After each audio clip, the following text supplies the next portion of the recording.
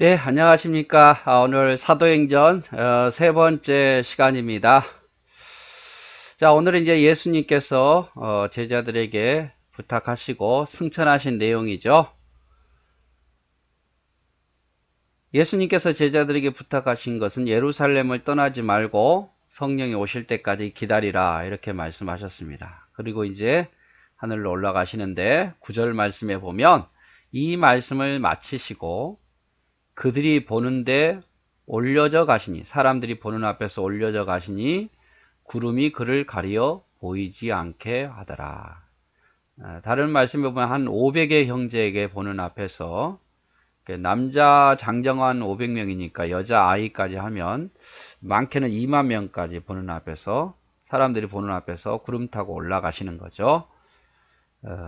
올라가실 때에 제자들이 자세히 하늘을 쳐다보고 있는데 흰 옷 입은 두 사람이 그들의 곁에 서서 이야기를 합니다. 자, 예수님은 승천하실 때 구름에 가리어 보이지 않고 두 사람만 보이게 됩니다. 예수님 구름 타고 올라가는데 시간이 지나니까 예수님은 보이지 않고 구름에 가리어서 보이지 않고 천사들만 보이더라 그 말이죠. 천사가 호위하고 올라가는 거죠. 이 구름이라는 것은 하나님의 영광을 상징적으로 말하는 거예요. 구약에서나 신약에서나 이 구름은 지금 우리가 보는 일반 구름이 아니죠. 근데 이 예수님을 이렇게 구름 타고 올라갈 정도로 신비한 그 구름은 하나님의 영광을 상징적으로 말하는 겁니다. 예수님이 오실 때는 어떤 모습이에요? 아주 천한 모습이었죠.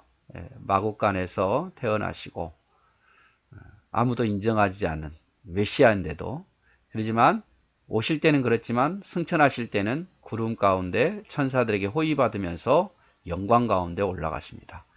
내려오실 때는 어떻게 보면은 우리의 죄를 위해서 오셨다면 올라가실 때는 승리자의 모습으로 올라가시는 거죠. 우리 역시 마찬가지입니다. 우리가 이 땅에서는 고난을 받고 별 볼 일 없게 보이지만 우리가 사명을 다할 때는 하나님 영광 가운데 하나님 나라에 들어간다는 것을 보여주시는 거예요. 상징적으로. 지금 우리 볼품없게 보이죠? 그러나 우리가 사역을 모두 다 마치고 충성된 자는 그렇게 하나님 높여주시면서 하나님 나라에 들어가게 된다 그 말이에요. 그래서 예수님께서 다 보여주신 거예요. 구름 타고 올라가시는 모습을. 자, 이르되 갈릴리 사람들아 어찌하여 서서 하늘을 쳐다보느냐? 너희 가운데로 하늘로 올려지신 이 예수는 하늘로 가심을 본 그대로 다시 오시리라. 이렇게 말씀하고 계십니다. 아무래도 거기 있는 사람들은 이제 많이 서운했겠죠. 우리가 어떻게 해야 되나 이런 생각도 할 겁니다. 예수님 돌아가실 때도 낙심했지만 또 이제 계시다가 또 승천하시니까 그런 생각이 들을 거예요. 그래서 천사들이 말하죠. 왜 쳐다보고 왜 낙심하느냐. 하늘로 올라가신 이 예수는 다시 너희가 본 그 모습 그대로 다시 오시리라. 그대로 오시리라. 그대로 다시 오신다 그 말이에요. 여러분. 영원히 헤어지는 게 아니다 그 말이에요. 또 온다 그 말이에요. 여러분 우리 자녀들을 학교 보낼 때 그 자녀를 다시 볼 수 없다고 생각하면 여러분 그 손을 놓을 수 있겠습니까? 근데 학교 끝나고 온다고 생각하니까 잘 가 이렇게 말하는 거죠. 그래서 천사들이 예수님이 지금 가시지만 다시 오신다 그 말이에요. 너희가 본 그대로.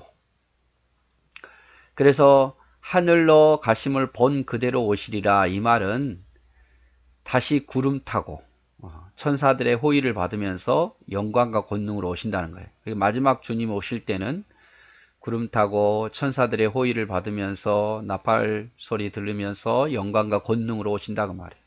첫 번째 오신 것처럼 그렇게 오시는 게 아니라 많은 사람들이 앞에 영광과 권능으로 오신다. 그리고 모든 사람들이 볼 수 있게 오신다 그 말이에요. 모든 사람이 볼 수 있게. 우리 어떡하지? 예수님 못 보면 어떡하지? 여러분 다 볼 수 있게, 지하에 있는 사람도 느낄 수 있게 오시는 거예요, 여러분. 그래서 또한 반드시 다시 오심을 강조하는, 다시 오시리라, 다시 오시리라. 이제 헤어지는 게 아니라 또 오신다 그 말이에요. 그래서 우리는 지금 주님 오실 날을 기다리며 신앙생활 하는 거죠. 아니면 내가 오시기 전에 먼저 하나님 나라 가든지 주님이 먼저 오시든지 똑같은 거 아니에요? 만나는 거는. 예, 우리가 이 땅에서만 열심히 할 수 있어요. 하늘나라에 가서는 뭐 열심히는 하겠지만 그렇게 일할 일도 없어요. 하나님을 찬송하는 일밖에. 그래서 이 땅에서 하나님을 위해서 뭔가 헌신할 수 있고 뭔가 주님을 위해서 살 수 있는 기회예요. 이 땅에서만. 그게 어떻게 보면 이 땅이 참 십자가고 힘들고 어렵지만 그러나 또 주님을 위해서 일할 수 있는, 주님을 사랑할 수 있는, 마음껏 주님을 위해서 봉사할 수 있고 충성할 수 있고 상을 위해서 노력할 수 있는 마지막 기회이기도 해요. 주님 다시 오시면 이제 그런 기회는 없다고 말해요. 그러니까 우리가 감사하는 마음으로 우리가 하나님의 일을 열심히 해야 합니다. 자, 제자들이 감람원이라 하는 산으로 예루살렘에 돌아오니, 이제 제자들이 예수님이 구름 타고 올라가시고 제자들이 오죠. 감람원이라는 산으로부터, 그러니까 예수님께서 아마 승천하신 그 산이 감람원이라는 산인 것 같아요. 겟세마네 동산에 있는 감람원이라는 산으로부터 예루살렘으로 다시 돌아옵니다. 왜요? 너희가 예루살렘을 떠나지 말고 성령이 오실 때까지 기다리라고 했으니까. 자, 이 산은, 이 감람원이라는 이 산은 예루살렘에서 가까워 안식일에 가기에 알맞는 길이기 때문이다. 그래서 안식일에 충분히 걸어갈 수 있는 거리. 이 안식일에 걷기에 알맞는 길은 약 2000규빗으로 약 1km 내에는, 보통 안식일에 너무 많이 걸으면 일한다고 봤거든요. 그래서 안식일에 걸을 수 있는 거리예요. 그 정도 거리는 율법을 어기지 않는다고 생각한 거죠. 약 한 1km 정도 내에는, 1km 정도 걸어도 일로 여기지 않는 거예요. 그래서 안식일에 걷기에 알맞는 길은 예루살렘부터 약 1km 정도 떨어진 지역까지는 서로 걸어도 된다 이 말이에요. 들어가 그들이 유하는 다락방으로 올라가니, 마가 다락방이라고 말하죠. 마가의 다락방 올라가니 베드로, 요한, 야고보, 안드레, 빌립, 도마, 바돌로메, 마테, 알페오의 아들 야고보, 셀로진 시몬, 야고보의 아들 유다가 여기 있었다. 예수님의 11 제자가 여기 있죠. 그 중에 마가의 다락방으로, 이제 마가복음을 쓴 마가의 다락방에 모이는데 11명이 있는데, 여기서 셀로진 시몬, 또 야고보의 아들, 예수님의 제자 중에 야고보 있잖아요. 근데 이 야고보의 그 아들이 아니라 또 다른 야고보, 예수님의 제자 중에 야고보가 둘이 있었는데, 이 유다, 가룟 유다가 아닌 이 야고보가 야고보의 아들 유다가 있습니다. 가룟 유다와 이름이 똑같지만 야고보의 아들 유다고, 그는 또 죽은 예수님 판자는 가룟 유다고, 그렇게 되는 거죠. 그래서 여기 보면 11명의 제자들 가운데 가룟 유다가 빠졌죠. 왜냐하면 그는 자살했으니까. 야고보의 아들 유다, 이는 다데오를 말하는 것이고, 셀로진 시몬은 가나안인 시몬을 이야기하는 거예요. 그래서 다른 사람이 아니라 이름이 조금 셀롯인 시몬, 가나안인 시몬이고, 야고보의 아들 유다는 다데오를 이야기하는 거다. 그래서 예수님의 11명의 제자 외에도 여자들과 또 예수의 어머니 마리아와 예수의 아우들과 더불어 마음을 같이하여 오로지 기도에 힘쓰니라. 예수님의 11명 제자 외에도 다수의 여자들, 또 예수의 어머니 마리아, 예수의 아우들, 약 한 120명 정도가, 120문도라고 말하죠. 120문도가 마음을 같이하여 오로지 기도에 힘썼다, 이렇게 표현을 하고 있습니다.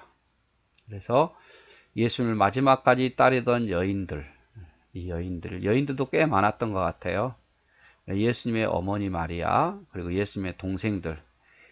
처음에는 예수님의 동생들이 예수님을 믿지 않았죠. 그런데 이제 예수님의 동생들도 예수님을 믿고 함께 기도에 힘씁니다. 마음을 같이 해서 한 마음이 되어가지고 성령이 오시기를 기도하고, 예수님께서 약속하신 대로 성령이 오시기를 간절히 기도해, 온전히 기도에 힘쓴 거죠. 한 마음으로. 어, 그런데 우리가 그 많은 무리들이 다 어디에 갔을까? 예수님을 따르는 자들이 수만 명이었는데, 그쵸? 따르는 자들이 수만 명이었고, 그리고 예수님의 승천하심을 본 자도 10,000명에서 20,000명이었는데, 지금 마가 다락방에서 기도하는 자는 120명이었다 그 말이에요. 물론 한 집에 뭐 몇만 명씩 막 이렇게 모일 수는 없겠지요. 그러나 딱 120명이라고 하는 거 보니까 예루살렘을 떠나지 말고 성령이 오실 때까지 기다리라고 그 믿음을 가지고 기도했던 자는 120명이에요. 소수죠. 그 많은 무리는 다 어디로 갔을까? 성령이 오실 줄 믿는 자들만 기도했겠죠. 120명만. 그래서 하나님의 일은 숫자가 아닙니다. 성령과 믿음과 소망이 충만한 소수의 사람으로 다시 역사하실 수 있습니다. 다 떠났지만 이 소수의 사람으로 다시 하나님이 일하시잖아요. 그래서 하나님의 일은 많다고 해서 하는 게 아니에요. 하나님의 일은 소수의 사람을 통해서 믿음과 소망과 성령과 그런 사람이 충만한 사람이 소수의 사람을 통해서 일하시는 거예요. 그 한 사람이 또 다른 사람을 증거하고 그 사람이 또 다른 사람을 증거하고. 그래서 여러분 적다라고 너무 실망하지 마세요. 나 한 사람이 성령 충만하잖아요. 우리가 평생 살면서 또 어떤 사람을 누군가를 또 예수 믿게 하겠죠. 그리고 그 사람이 또 다른 사람을 하는 거고. 그래서 하나님의 일은 숫자가 아니에요. 더 중요한 것은 성령의 또 믿음과 소망이 충만하냐 안 하냐. 그 충만하면 소수의 사람이요. 시간이 지나면서 할수록 점점 들어가는 것이고 충만하지 못하면 점점 줄어들 수밖에 없는 거예요.